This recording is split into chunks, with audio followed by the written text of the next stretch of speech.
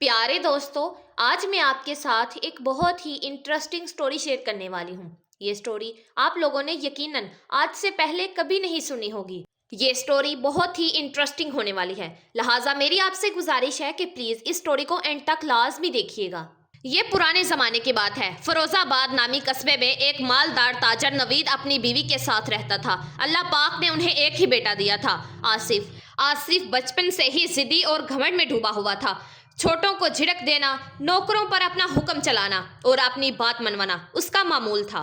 जब वो जवान हुआ तो एक रोज उसके माँ बाप ने नरमी से कहा कि बेटा, अब तुम्हारी शादी की उम्र हो गई है, हम चाहते हैं कि तुम्हारे लिए कोई नेक सीरत लड़की ढूंढे। आसिफ ने हल्की सी मुस्कुराहट के साथ जवाब दिया कि शादी तो करूंगा, मगर एक शर्त पर। बीवी को रोज मेरे हाथ से 100 जूते खाने पड़ेंगे। ये सुनकर दोनों के होश उड़ गए कि भला कौन अपनी बेटी को इस शर्त पर हमें देगा। कुछ ही दिनों बाद कस्बे में एक और ताजर अपनी बेटी के लिए रिश्ता ढूंढने के लिए आया। किसी ने उसे बताया कि नवीद का बेटा भी जवान है। वो मुलाकात के लिए उनके घर पहुंचा। सलाम दुआ के बाद जब रिश्ते की बात हुई तब आसिफ ने फौरन कहा कि निकाह उसी लड़की से होगा जो रोज मुझसे 100 जूते बर्दाश्त करेगी।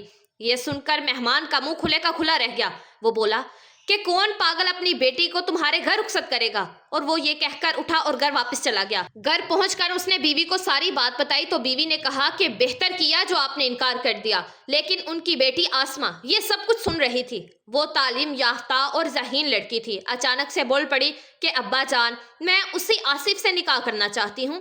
माँ बाप हैरान रह गए कि बेटी, ये तुम क्यों चाहती हो?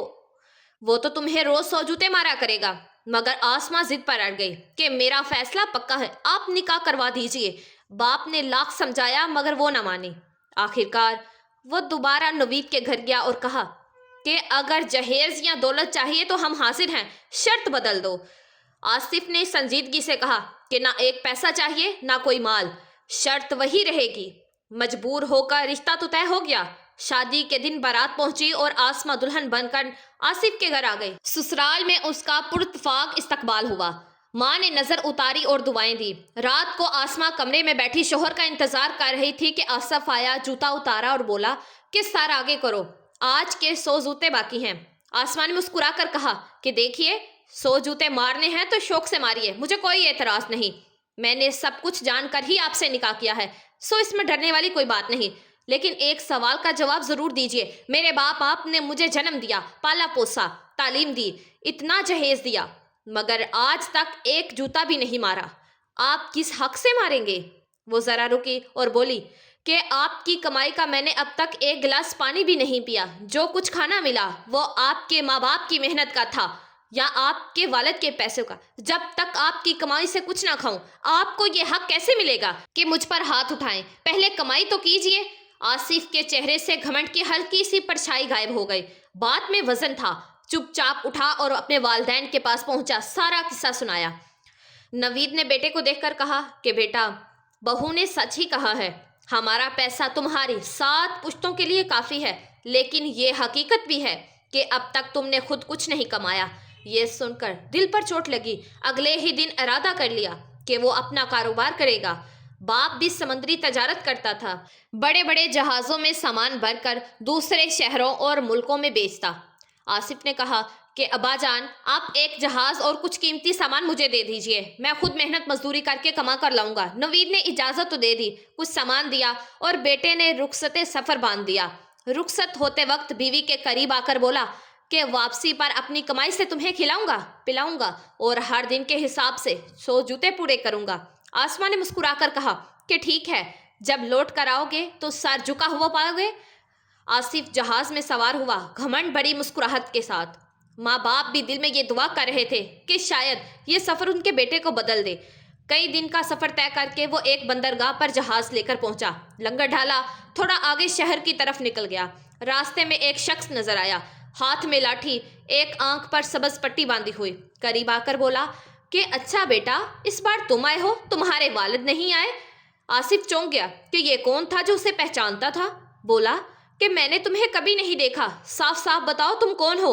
वो शख्स आहिस्ता से बोला कि बेटा, पिछली दफा तुम्हारे वालिद आए थे, मुझे पैसों की जरूरत थी, मैंने अपनी एक आंख उनके पास गिरवी रखी और 500 अशरफियां ली। وہ ایک آنکھ والا شخص بولا کہ مجھے پرواہ نہیں کہ تم ہو یا تمہارے باپ، مجھے تو بس اپنی آنکھ واپس چاہیے، یہ لو اپنے 500 سکے اور میری آنکھ لوٹا دو۔ آصف چونک گیا کہ میرے پاس تو کوئی آنکھ نہیں اور نہ ہی میرے والد نے تمہارے بارے میں کبھی کوئی ذکر کیا۔ پھر آہستہ سے کہا کہ ابھی تو یہ ممکن نہیں، اگلی بار آؤں گا اور آنکھ ساتھ لے آؤں گا، فی الحال کچھ رقم لے کر معاملہ ختم کر دو۔ وہ شخص بولا کہ ٹھیک ہے، ابھی 500 دے دو، باقی وعدہ یاد رکھنا۔ رقم لے کر وہ غائب ہو گیا۔ آصف نے سکا سانس لیا، چلو کم سے کم بڑی مصیبت سے بچ گیا۔ اسی سوچ میں شہر کے دروازے کے پاس داخل ہی ہوا تھا کہ سامنے سے ایک اور آدمی بیساکھیوں کے سہارے لنگڑاتا ہوا آتا ہوا نظر آیا۔ قریب آتے ہی بولا کہ ہاں بیٹا، اس بار تم آئے ہو، تمہارے والد نہیں آئے؟ پھر تنزیہ ہنسی ہنس کر کہا کہ بڑے تیز نکلے تمہارے باپ، میری ایک ٹانگ گروی رکھی ہوئی ہے ان کے پاس اور اب تمہیں بیچ دیا ہے۔ آصف کی پیشانی پر شکنے پڑ گئے کہ یہ تم کیسی بات کر رہے ہو، مجھے تمہاری ٹانگ کے بارے میں کچھ علم نہیں۔ وہ آدمی ٹھنڈی سانس لے کر بولا کہ پچھلی دفعہ تمہارے والد آئے تھے، اس وقت مجھے پیسوں کی بہت ضرورت تھی، میں نے 500 کے بدلے اپنی ٹانگ گروی رکھی تھی، اب میرے پاس پیسے ہیں، یہ لو اور میری ٹانگ واپس دے دو۔ آصف کے لیے سب ناقابل یقین تھا کہ کیا واقعی ہی کوئی ٹانگ بھی گروی رکھتا ہے، لیکن چونکہ باہر کی دنیا پہلی بار دیکھ رہا تھا، اس نے زیادہ سوال جواب نہ کیے۔ ابھی تو میرے پاس تمہاری ٹانگ نہیں، اگلی بار لاؤں گا، فی الحال یہ رقم لے لو اور بات ختم کرو۔ وہ بھی 500 لے کر چلتا بنا۔ آصف بازار کے بیچ پہنچ چکا تھا، ارد گرد کے دکانوں اور سامان کو دیکھتے ہوئے سوچ رہا تھا کہ یہاں سے آخر کیا خرید کر لے کر جاؤں اور کس چیز کی تجارت فائدہ مند ہوگی۔ اسی دوران اس کی نظر ایک گھر کے دروازے پر کھڑی ایک عورت پر پڑی۔ وہ عورت بڑے ہی غور سے آصف کو دیکھ رہی تھی۔ آصف کی رفتار سست ہو گئی۔ وہ عورت اتنی حسین تھی کہ دیکھنے والا پلک جھپکنا بھول جائے۔ کچھ ہی لمحوں کے بعد اس عورت نے ہاتھ کے اشارے سے اسے اپنے قریب آنے کا کہا۔ آصف جیسے کسی کشش میں کھینچتا ہوا اس کے پاس پہنچا۔ عورت نے مسکرا کر کہا کہ لگتا ہے تم یہاں نئے آئے ہو۔ آصف نے سر ہلایا۔ تو پھر تم ہمارے مہمان ہوئے۔ ہمارے ہاں رواج ہے کہ جو بھی مہمان آتا ہے اسے سونے کے پیالے میں دودھ پلا کر استقبال کیا جاتا ہے۔ یہ کہہ کر اس نے بیٹھنے کا اشارہ کیا اور اندر چلے گئی۔ تھوڑی ہی دیر کے بعد وہ ایک سونے کے پیالے میں بڑا دودھ لے کر آئی۔ آصف نے رواج سمجھ کر پیالہ ایک ہی سانس میں ختم کر دیا۔ جیسے ہی اس نے پیالہ زمین پر رکھا، ایک بلی اچانک دوڑتی ہوئی آئی، پیالہ منہ میں دبائے اور سیدھا آصف کے جہاز کے طرف بھاگ گئی۔ بلی نے پیالہ جہاز کے اندر چھپا دیا اور فوراً واپس لوٹ گئی۔ آصف کو اس چالاکی کا ذرا برابر بھی علم نہ تھا۔ جب وہ جانے کے لیے اٹھا تو عورت نے کہا کہ جاتے جاتے میرا سونے کا پیالہ تو واپس کرتے جاؤ۔ آصف نے حیرانگی سے پوچھا کہ کون سا پیالہ، میں نے تو یہی رکھا تھا، لیکن وہ غائب تھا۔ اس نے کہا کہ میں نے تو یہی رکھا تھا۔ عورت نے طنزیہ مسکراہٹ کے ساتھ کہا کہ نہیں، تم نے اسے اپنے جہاز میں رکھوا دیا ہے۔ دونوں کی بحث بڑھتی گئی اور دیکھتے ہی دیکھتے لوگ جمع ہو گئے۔ عورت نے کہا کہ 50 سونے کے سکے دے دو اور یہ بات ختم، ورنہ میں شور مچا دوں گی۔ آصف نے انکار کر دیا کہ میں کیوں دوں جب میں نے چوری کی ہی نہیں۔ اتنے میں کوتوال وہاں سے گزرا۔ بات سن کر اس نے آصف کو پکڑ لیا اور سیدھا بادشاہ کے دربار میں لے گیا۔ بادشاہ نے عورت کی بات پر یقین کر کے آصف کا جہاز ضبط کر لیا اور 6 ماہ کی قید کی سزا سنا دی۔ 6 ماہ قید کاٹنے کے بعد جب آصف باہر آیا تو اس کے پاس کچھ بھی نہیں بچا تھا، خالی ہاتھ، غریب اور بے سہارا وہ سڑکوں پر بھٹک رہا تھا۔ اسی دوران اس کی ملاقات ایک شخص سے ہوئی۔ اس نے پوچھا کہ تم کون ہو بیٹا اور یہاں کیوں پھر رہے ہو؟ آصف نے اپنی پوری کہانی سنا ڈالی۔ سن کر اس شخص کو ترس آیا اور کہا کہ یہ جگہ ٹھگ نگر ہے، جو ایک بار پھنس جائے اس کا نکلنا مشکل ہے۔ اگر رہنے کی جگہ نہیں تو میرے ساتھ رہو، میں گانا گا کر روزی کماتا ہوں، تم عورت کا بیس بدل کر ناچ لینا، اس طرح ہم کھانے پینے کا بندوبست کر لیں گے۔ آصف کے پاس کوئی اور راستہ نہ تھا، اس لیے اس نے ہاں کر دی۔ دونوں نے ناچ گانے کا سلسلہ شروع کیا اور یوں 8 ماہ گزر گئے۔ ادھر آصف کی بیوی انتظار کر رہی تھی۔ 8 ماہ بعد بھی شوہر گھر واپس نہ آیا تو اس نے سسر اور ساس سے کہا کہ میں خود جا کر ڈھونڈوں گی۔ سسر نے کہا کہ اتنے بڑے سنسار میں تم کہاں ڈھونڈو گی؟ اس نے جواب دیا کہ شوہر میری وجہ سے گیا ہے، واپس بھی میں ہی لاؤں گی، آپ بس مجھے 5 پانی کے جہاز اور تھوڑا سا دھن دے دیں۔ سسر نے 5 جہاز اور قیمتی جواہرات دیے اور دعا دے کر رخصت کیا۔ بیوی نے مردانہ بیس بنایا اور سسر کی نصیحت پر 5 وفادار آدمی اور ایک کتا ساتھ لے گئی۔ 4 دن سفر کے بعد جہاز ایک بستی کے قریب رکا۔ اس نے اپنے آدمیوں سے کہا کہ مجھے لگتا ہے کہ یہ وہی بستی ہے، تم سب جہاز پر ہو، میں اکیلی دیکھتی ہوں۔ اسی وقت ایک آنکھ والا آدمی پاس آ کر بولا کہ بیٹا، اس بار تمہارے والد نہیں آئے۔ پچھلی بار انہوں نے میری ایک آنکھ 500 روپے میں گروی رکھی تھی، اب تم آئے ہو تو میری آنکھ واپس کر دو، یہ لو 500 روپے۔ بیوی نے دیکھتے ہی سمجھ لیا کہ یہ شخص ٹھگ ہے اور یہ جگہ ٹھگ نگر ہے۔ اس کو شک ہوا کہ شاید آصف بھی یہیں کہیں پھنس گیا ہو۔ اس نے اپنے ساتھیوں کو آنکھ کے اشارے سے کہا کہ بھائیو، کاکا کی آنکھ جہاز پر ہی ہے، جا کر ڈھونڈ لاؤ۔ آدمیوں نے تھوڑی دیر ڈھونڈنے کا ڈھنگ رچایا اور پھر کہا کہ حضور، آنکھ کا جوڑ نہیں مل رہا۔ اس نے فوراً کہا کہ تو ایسا کرو، اس کی دوسری آنکھ بھی نکال لو اور جہاز پر لے جا کر آنکھ ملا کر دیکھ لو۔ یہ سن کر ایک آنکھ والا آدمی ہاتھ جوڑ کر گڑگڑانے لگا، مجھ پر رحم کرو، دوسری آنکھ مت نکالو، مجھے کوئی آنکھ نہیں چاہیے۔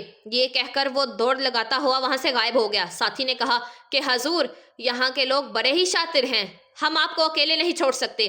بیوی نے 2 ساتھیوں کو ساتھ چلنے کا کہا اور باقی 3 کو حکم دیا کہ 4 جہازوں کی حفاظت کریں، اور وہ کتا بھی جہاز پر ہی چھپا دیا۔ وہ 2 ساتھیوں کے ہمراہ اس بستی کی طرف چل پڑی۔ دروازے پر پہنچی تو ایک لنگڑا آدمی آیا اور بولا کہ بیٹا، اس بار تمہارے والد نہیں آئے؟ پچھلی بار میں نے اپنی ایک ٹانگ ان کے پاس 500 روپے میں گروی رکھوائی تھی، اب تم آئے ہو تو میری ٹانگ ہی واپس کر دو اور اپنے 500 روپے لے لو۔ بیوی سمجھ گئی کہ یہ بھی ٹھگ باز ہے، نرمی سے بولی کہ ہمارے جہاز میں بہت سی ٹانگیں ہیں، پتہ نہیں کون سی ٹانگ تمہاری ہے، ایسا کرو کہ یہ دوسری ٹانگ بھی دے دو تاکہ جوڑ ملا کر پہچان سکیں۔ ساتھیوں کو اشارہ کیا کہ کاکا کی ٹانگ کاٹ لو۔ یہ سن کر وہ لنگڑا آدمی گھبرا گیا اور ہاتھ جوڑ کر بولا کہ نہیں نہیں، رہنے دو، مجھے ٹانگ نہیں چاہیے، بس جانے دو۔ ایک ٹانگ پر اچھلتا ہوا وہ وہاں سے بھاگ نکلا۔ بیوی نے آواز دی کہ ارے کاکا، اپنی ٹانگ تو واپس لیتے جاؤ، پر وہ پل بھر میں نظروں سے اوجھل ہو گیا۔ بیوی اور ساتھی ہنسنے لگے۔ پھر وہ آگے بڑھی اور بازار میں پہنچی۔ بازار میں آگے بڑھتے ہوئے بیوی نے دیکھا کہ ایک حسین و جمیل عورت دروازے پر کھڑی اسے گو رہی ہے۔ اس کی آنکھوں میں ایک ایسی چمک تھی کہ کوئی بھی دیکھے تو پل بھر میں موہم ہو جائے۔ اشارے سے اس نے بیوی کو قریب بلایا۔ بیوی قریب گئی اور پوچھا کہ جی، کیوں بلایا آپ نے مجھے؟ عورت مسکرا کر بولی کہ لگتا ہے تم پردیسی ہو، ہمارے یہاں رسم ہے کہ مہمان کو سونے کے گلاس میں دودھ پلا کر خوش آمدید کہا جاتا ہے۔ بیوی نے ہنس کر کہا کہ اگر رسم ہے تو پھر ہم کیوں انکار کریں۔ وہ عورت اندر گئی، سونے کے گلاس میں دودھ بھر کر لائی۔ بیوی نے دودھ پیا اور گلاس ایک طرف رکھ دیا۔ جیسے ہی گلاس رکھا، ایک بلی جھپٹی اور گلاس لے منہ میں دبا کر بھاگتی ہوئی جہاز کی سمت دوڑ گئی۔ جہاز کے قریب پہنچتے ہی بلی کو وہاں موجود کتے نے دیکھ لیا اور زور سے بھونکنے لگا۔ آواز سن کر بیوی کے 3 ساتھی چوکس ہو گئے۔ انہوں نے بلی کو بھگا دیا، مگر وہ گلاس لے کر پھر سے اسی عورت کے گھر جا چھپی۔ بیوی اٹھی تو عورت نے کہا کہ اے پردیسی بابو، دودھ تو پی لیا، اب میرا سونے کا گلاس تو واپس دے جاؤ۔ بیوی بولی کہ میں نے تو یہی رکھا تھا، اب کہاں گیا مجھے نہیں معلوم۔ عورت نے زور زور سے چلانا شروع کر دیا، اے لوگو دیکھو، یہ پردیسی بابو میرا سونے کا گلاس چرا کر لے گیا ہے۔ بات سنتے ہی کوتوال آ گیا اور بولا کہ پردیسی، گلاس واپس کرو۔ بیوی نے انکار کیا اور کہا کہ میں نے نہیں لیا، چاہے جہاز کی تلاشی لے لو۔